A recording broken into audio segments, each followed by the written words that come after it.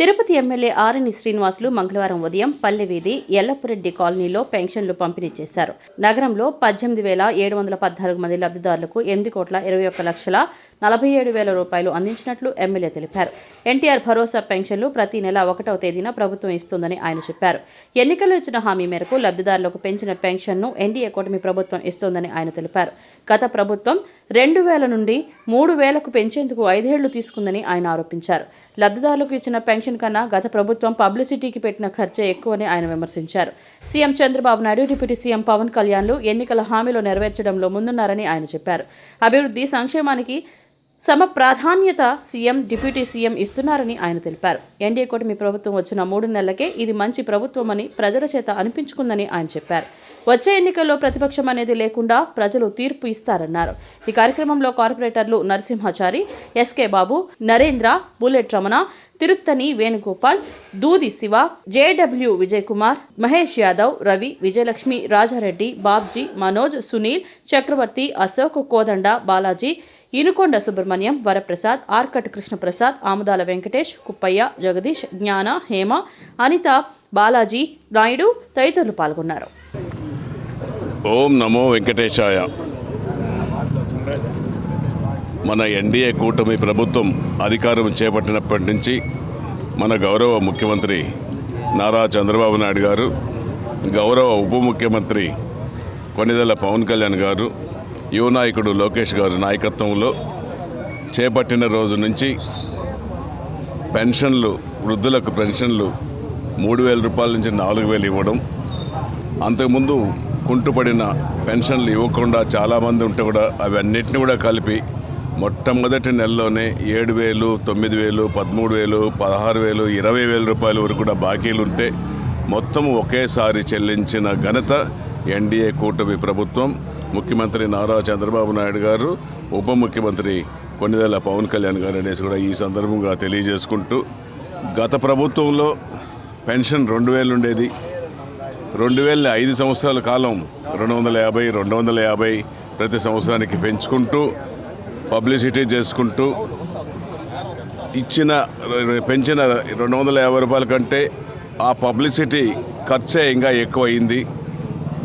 అంగు ఆరుబాటాలు తప్ప ప్రజలకు ఉపయోగపడే కార్యక్రమం గత ప్రభుత్వంలో వైఎస్ఆర్ పార్టీలో గత ముఖ్యమంత్రి జగన్మోహన్ రెడ్డి ఏ కార్యక్రమమును అమలయ్యే విధంగా చేయలేదు, ఉపయోగపడే విధంగా చేయలేదు. మన ప్రభుత్వం అనుభవశాలి ముఖ్యమంత్రి, ఆయన అనుభవంతో ప్రతి పని ప్రజలకు ఉపయోగపడే విధంగా చేసుకుంటూ ముందుకెళ్తున్నారు. అదేవిధంగా మన ప్రభుత్వం ఒక పక్క అభివృద్ధి, ఇంకొక పక్క సంక్షేమం రెండు కళ్ళుగా చూసుకుంటూ ముందుకు తీసుకెళ్తున్నారు. అటువంటి ముఖ్యమంత్రి మనకు అవసరం అనేసి కూడా ప్రజలు ఈరోజు 3 నెలల కాలంలోనే ఇది మంచి ప్రభుత్వం అని కూడా చెప్పడం కూడా జరిగింది అనేసి కూడా ఈ సందర్భంగా తెలియజేసుకుంటున్నాం. మన ముఖ్యమంత్రి గారికి తెలుసు ఎలా రాష్ట్రాన్ని ముందుకు తీసుకోవాలని. ఈరోజు చూస్తున్నాం, అమరావతి పరుగులు పట్టిస్తున్నాడు. పోలవరం పూర్తి చేసేదానికి ప్రణాళికలు రచించాడు, జరుగుతూ ఉంది. ఖచ్చితంగా 2027వ సంవత్సరం నాటికి ఇటు అమరావతి, అటు పోలవరం రెండు కూడా పూర్తి అవుతాయనేసి కూడా ముఖ్యమంత్రి చెప్పడం జరుగుతుంది. ఖచ్చితంగా కూడా మన ముఖ్యమంత్రి, ఉప ముఖ్యమంత్రి నేతృత్వంలో ఖచ్చితంగా జరుగుతాయనేసి కూడా ఈ ప్రజలు ఆశిస్తున్నారు. చేస్తారనేసి కూడా మా అందరికీ నమ్మకం ఉంది. చేసి అభివృద్ధి, సంక్షేమం అన్నీ చేసి మరలా ప్రజల వద్దకు తీర్పు వస్తారు. ఖచ్చితంగా ఇప్పుడు 175 స్థానాలకు 164 స్థానాలు వచ్చింది. నెక్స్ట్ జరిగితే ఎన్నికల్లో మొత్తం అపోజిషన్ పార్టీనే ఎవరు కూడా ముందుకు రారు అనేసి కూడా ఈ సందర్భంగా నేను తెలియజేసుకుంటూ ముందుకు వెళ్తున్నామనేసి కూడా తెలియజేస్తున్నాను. తిరుపతి నగరంలో